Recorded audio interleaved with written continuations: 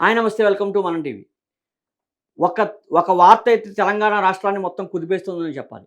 ఏదైతే ప్రభుత్వం ప్రతిష్టాత్మకంగా చేపట్టిన కులగణనలో బీసీలకు సర్వేలకు సంబంధించిన అవకతవకలు ఉన్నాయంటూ కూడా బీఆర్ఎస్ పార్టీ అయితే ఆరోపిస్తున్న పరిస్థితి అయితే ఉంది. అయితే దానిపై పూర్తిగా ఒకసారి విశ్లేషిద్దాం. అసలు ఏంటి సర్వే ఏంటి? దాన్ని ఏంటనేది ఒకసారి చూద్దాం. సార్ ఏమంటారు దీని గురించి? ఇప్పుడు యాక్చువల్‌గా బీఆర్ఎస్ పార్టీ అఫీషియల్ పేపర్ అయినటువంటి 'నమస్తే తెలంగాణ' చాలా పెద్ద ఎత్తున బ్యానర్ ఐటెమ్‌ని కవర్ చేసింది.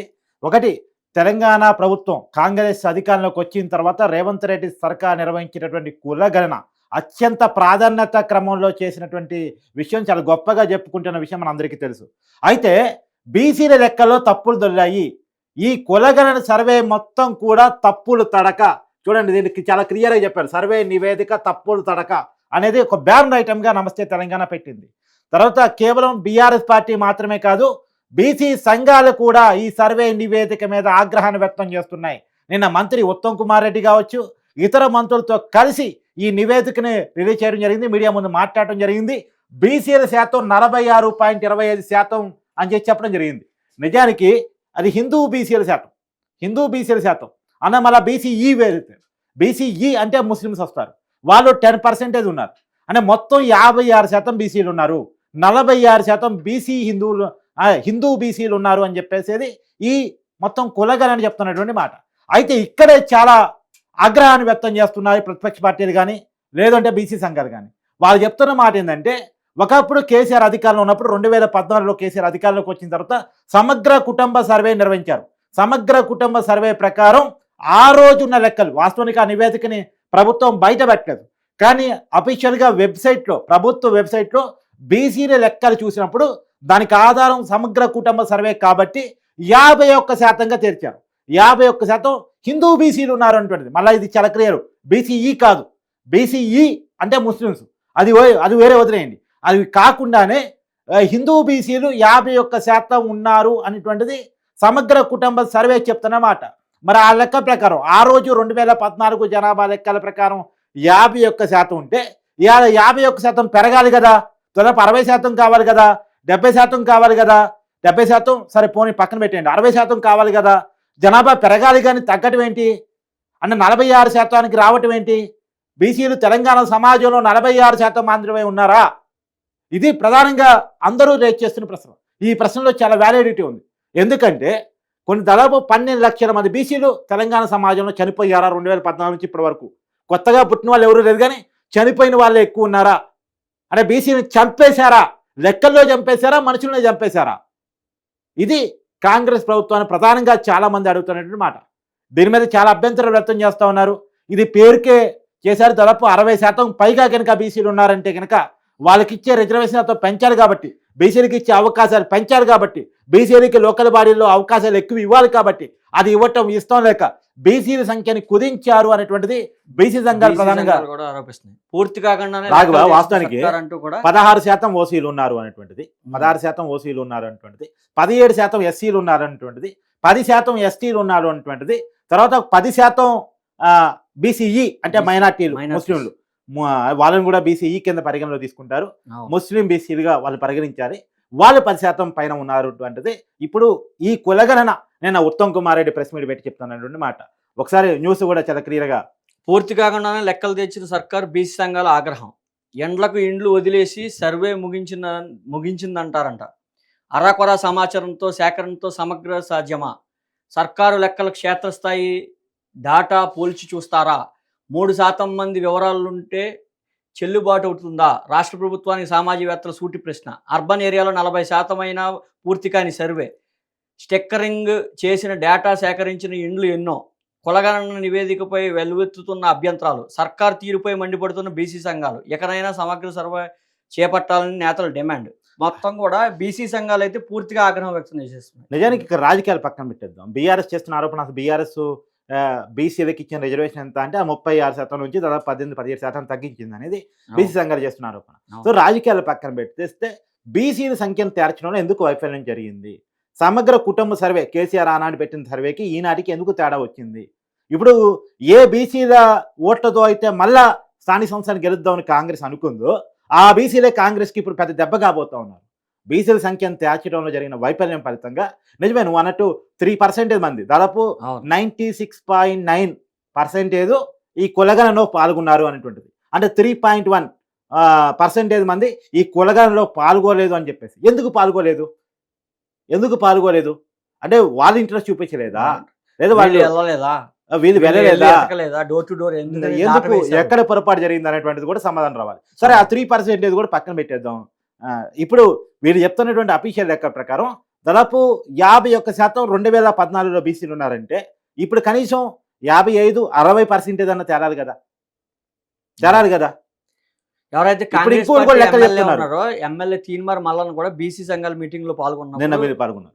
ఒక ఆయన అభ్యంతరం అదే ఇప్పుడు కాంగ్రెస్ పార్టీకి అదే పెద్ద అవుతుంది. కాంగ్రెస్ పార్టీలో ఉన్న బీసీ నాయకులు కూడా తీర్మానం మల్లన రూపంలో పోరాటం సిద్ధమైపోతా ఉన్నారు. అవును ఇప్పుడు అది లోకల్ బాడీ ఎలక్షన్స్ వస్తే చాలా పెద్ద రాజకీయ రగడగా మారే అవకాశం ఉంది. ఓసీ సీఎం ఉండడు, ఇక అంతా బీసీలకి ఖచ్చితంగా బీఫామ్ ఇవ్వాల్సిందే అంటూ దాని మీద పోరాడతాం అన్నట్టు కూడా వాళ్ళు మాటలు ఉన్నాయి సార్. అంటే దాన్ని ఏ రకంగా చూడాలి? అంటే ఇక్కడ చెవింది కులాన్ని రెచ్చగొట్టి రాజకీయ అధికారం కోసం కొట్టాడే వాళ్ళు కుల నినాదాలు ఇస్తూ ఉంటారు. అవును ఇప్పుడు ఎగ్జాంపుల్ ప్రధానమంత్రి నరేంద్ర మోడీ గారు బీసీ ప్రధాని అని చెప్పేసి బీజేపీ చెప్పుకుంటా ఉంటుంది. అవును బీసీ ప్రధాని దేశం ఉన్నంత మాత్రాన బీసీలు అందరికీ వరగబడింది ఏంటి? ఒక ఎస్సీ ముఖ్యమంత్రిగా ఉన్నంత మాత్రాన ఎస్సీలందరికీ జరిగేది ఏంటి? ఒక ఓసీ ముఖ్యమంత్రిగాను ప్రధానమంత్రిగా ఉన్నంత మాత్రాన జరిగేది ఏంటి? అది ఉట్టి మాట. కులాలను రెచ్చగొట్టి కులాల ఓట్లను తమకు అనుకూలంగా పొందటం కోసం చెప్పుకునే మాట. దానివల్ల వచ్చే ప్రయోజనం సహజం. కానీ అట్టడిగ వర్గాలకి ఎవరైతే అదే మేమెంతో మా వాటా అంత ఉండాలి అని అనుకునే వాళ్ళకి తమాషా ప్రకారం అంటే రాజ్యాంగంలోనే ఉంది. ఏదైనా ఇప్పుడు కోర్టు ఒకసారి 50% సీలింగ్ పైన పోతే కోర్టు వేసింది, 50% సీలింగ్ పైన పోవటానికి వీలేదని చెప్పింది. అదే టైంలో సుప్రీంకోర్టు చెప్పింది 50% సీలింగ్ పైన మీరు రిజర్వేషన్ ఇవ్వదలుచుకుంటే, రాష్ట్ర ప్రభుత్వం కనుక రిజర్వేషన్ ఇవ్వదలుచుకుంటే దానికి శాస్త్రీయత ఏంటి? ఏ కొలమానం ప్రకారం రిజర్వేషన్ దాడుతున్నారు? మరి చూపించాలి జనాభాని. ఇగో బీసీలు 50% పైగా ఉన్నారు కాబట్టి వాళ్ళకి అవకాశాలు కల్పించడానికి వాళ్ళ రిజర్వేషన్ పెంచాల్సిందే అని కోర్టు చెప్పాలి కదా. ఆ చెప్పడం కోసమైనా ఈ కులగణను ఉపయోగపడాలి. కానీ ఈ కులగణ అనే తప్పుడు సర్వేగా ఉంటే అంటే ప్రభుత్వం దగ్గర కులాల లెక్కలు ఉంటే ఉన్నది అవసరం. ఎంత అవునన్నా కాదన్నా ఈ సమాజంలో కులాలు అనేటువంటిది చాలా ప్రభావం చూపిస్తున్న అంశం. అవును ఖచ్చితంగా. చాలా మంది అర్బన్ పీపుల్ భావించవచ్చు ఈ కులాలేంటి, ఈ జనరేషన్లో కూడా కులాలు గోలేంటి, కులాల మాటలేంటి, టాలెంట్ ఉన్న వాళ్ళకి అవకాశం దక్కాలి కదా అనేది వన్ సైడ్ వాదన, ఒక వర్షన్. సరే ఇంకొక వర్షన్ ఏంది? ఎంత అవునన్నా కాదన్నా ఈ మొత్తం జనాభాలో అందరికీ అవకాశాలు కొన్ని తరాల పాటు దక్కలేదు కాబట్టి అందరికీ అవకాశాలు అంటే ఎక్కువ శాతం ఏ వర్గంలో ఏ కులంలో అయితే ఉన్నారో వాళ్ళకి ఎక్కువ అవకాశాలు దక్కాలి కాబట్టి మా కులాలు లెక్క తెలిసి మాకు అవకాశాలు ఇవ్వండి అనేటువంటిది ఒక వర్గం వాదన. ఖచ్చితంగా బీసీలకి ఎక్కువగా సీట్లు ఇవ్వాలని కూడా వాళ్ళు ప్రధానంగా డిమాండ్ కూడా ఉంది. లోకల్ బాడీలో ఎక్కువ సీట్లు ఇవ్వాలి అనేటువంటిది, అవును బీసీలకి అవకాశం కల్పించాలి అనేటువంటిది. గతంలో 35% రిజర్వేషన్ ఉండేదాన్ని దాదాపు 18% అప్పుడు బీఆర్ఎస్ ప్రభుత్వం కుదించింది. ఇప్పటికైనా దాన్ని పెంచాలి. ఎంత పెంచాలి? బీసీలకి ఎన్ని సీట్లు ఇవ్వాలి? ఈ కులగణన ఆధారం కావాలి. ఈ కులగణన తప్పుడు సర్వేలుగా ఉంది అనేటువంటిది మేధావులు, బీసీ సంఘాలు, రాజకీయ పార్టీలు అందరూ మొత్తుకుంటున్నటువంటి మాట. దాదాపు 1,00,000కు పైగా మంది ఈ కులగణన సర్వేలో పాల్గొన్నారు. ఇదిగోండి ఇక్కడ 16 లక్షల మంది వివరాలు దాటవేశారంటూ కూడా రాశాడు. సేకరించలేకపోయాం 16 లక్షల మంది అంటే ఇందాక 3% అన్నా కదా. 16 లక్షల మంది ఈ సర్వేలో పాల్గొనలేదు, లెక్కలు చెప్పలేదు. ఇంకా కూడా వివరాలు వెల్లడించిన సబ్ కమిటీ చైర్మన్ ఉత్తమ్ ఈ రకంగా చేసి 96% మందికి ఇచ్చిన డేటాతో సర్వే పూర్తి అయింది. 16 లక్షల మంది వివరాలు సేకరించలేకపోయామని వాళ్లే ఒప్పుకుంటున్నారు పరిస్థితి.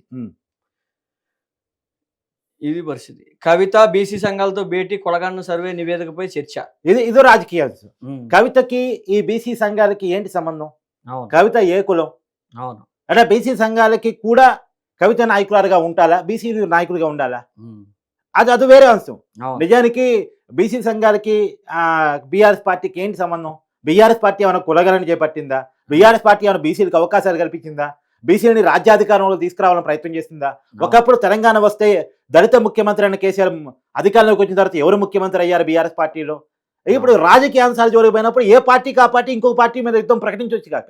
కానీ అట్టడుగు వర్గాలకు అన్యాయం జరుగుతున్నప్పుడు మనలాంటి జర్నలిస్టులు వాస్తవాలు మాట్లాడు కాబట్టి రాజకీయ పార్టీలకి అనుబంధంగా మనం ఉండేవాళ్ళం కాదు కాబట్టి నిజానికి ఇక్కడ బీసీల లెక్కలు తేల్చడంలో అన్యాయం జరిగింది అనేటువంటిది. 2011లో అప్పటి లెక్కల ప్రకారం మొత్తం తెలంగాణ జనాభా, అప్పుడు ఉమ్మడి 10 జిల్లాల జనాభా 3,26,00,000 మంది తేలితే దాదాపు 2014 సమగ్ర కుటుంబ సర్వే ద్వారా 3,50,00,000 మంది వరకు తేలితే అంటే వీళ్ళు లెక్కల్లోకి వచ్చిన జనాభా అంటే ఎవరైతే వివరాలు ఇవ్వలేదో అది పక్కన పెట్టేస్తే ఇప్పుడు కూడా దాదాపు 3,56,054,000 మందే తెరిచారు అంటే జనాభా పెరిగింది ఇక్కడ 2014 నుంచి ఎంత పెరిగి ఉండాలి?